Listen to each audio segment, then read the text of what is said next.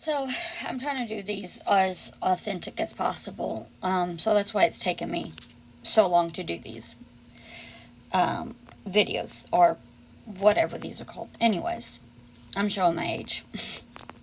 80s baby. Anywho, how did I figure out that I was raised underneath occult doctrine?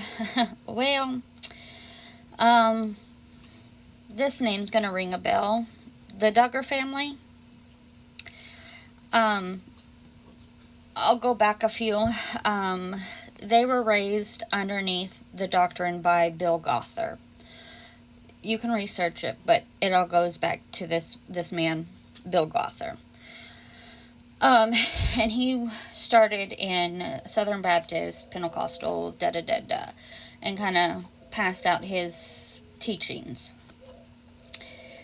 Somehow or another, my lovely father, sperm donor, I don't know what name to give him, honestly. I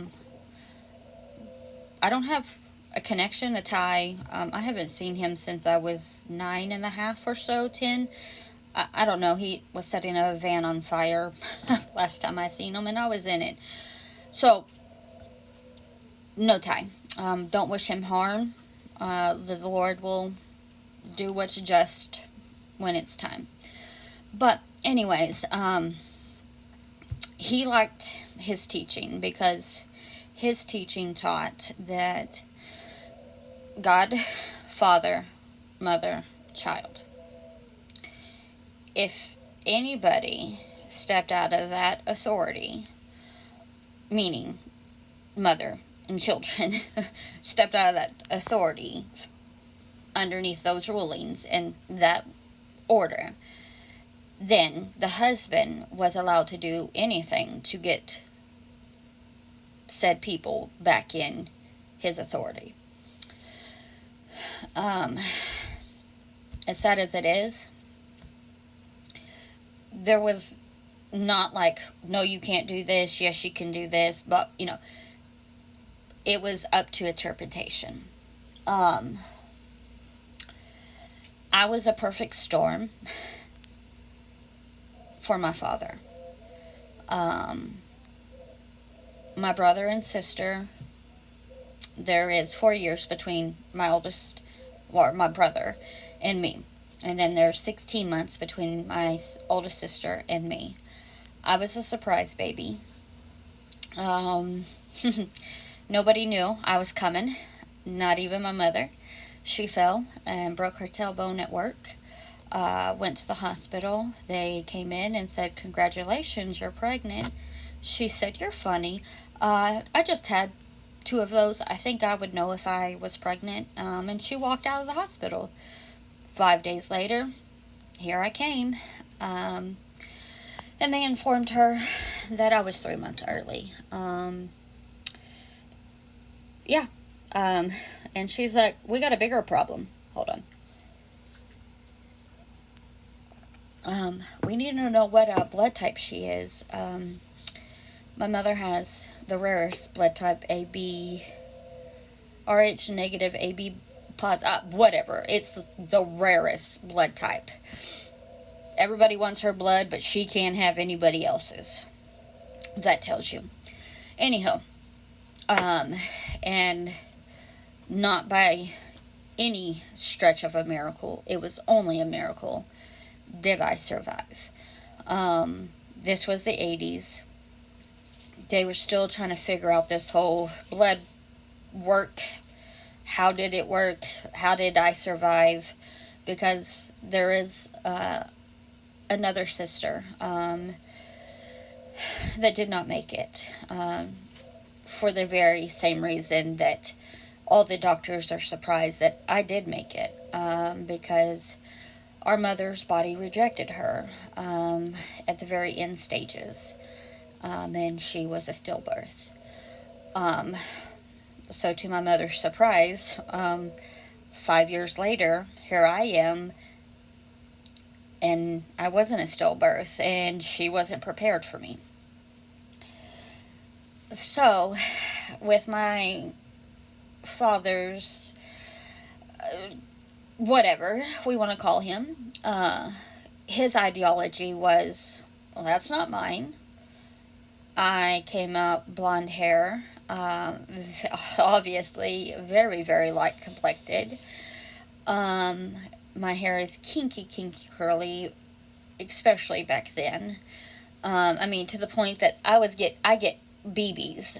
If you don't know what BBs are, then I'm sorry. But you know what BBs are, then you can tell what side of the neighborhood I grew up in.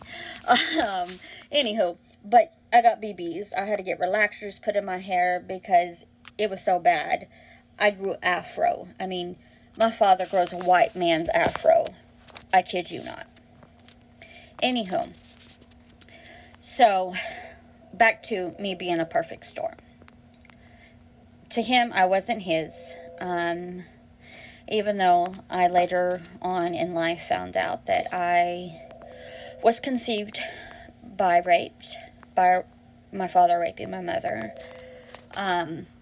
which happened quite often.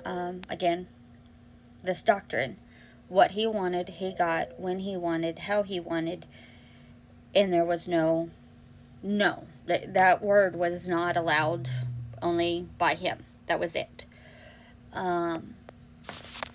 So I grew up in the time of the revivals and, tents, and you set up seatings, and my dad was a reverend, and so it was perfect on Sundays, and you walked out of the house and we were that perfect family, and nobody knew what was going on, and praise Jesus every day, right? Well, there was this big, dark, deep secret that I didn't quite know what it was, but I knew something wasn't right.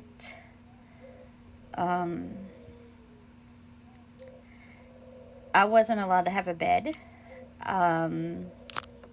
for the sole fact that, according to my father, we didn't have the money. So I literally slept in a dresser drawer as a baby. My mom, no fault of her own. I mean, look, guys, this is the 80s, okay? People were doing what they could. Those leashes that everybody wants to rap about, you do what you gotta do, all right? My brother was on one because he's severely ADHD, ADD, all the things. You had to keep a hold of him. So you got 3 kids, but you only got 2 arms, 2 hands. What are you supposed to do? She has one hand on him. My older sister is severely IDD, which is individuals with learning disabilities. She has a mind of a 4 or 6-year-old, but at this time, she's a toddler, so we don't know this. Or, yeah, she's about a toddler. And then here I am, brand new baby. My mom had 2 diaper bags. Guess where I was? If you guessed the diaper bag, you are correct. She had one that actually had all the stuff in it, and then the other that had blankets and toys and stuff. She didn't zip it up, obviously. Slow your roll. Don't get up on your high horses. Obviously, I'm here. I had air. I had food. I lived. Slow down. But, I mean, that's how she had to do it, because my father wasn't going to do anything. It wasn't his role. There was very sexist roles in our house. Women did XYZ. Men did XYZ.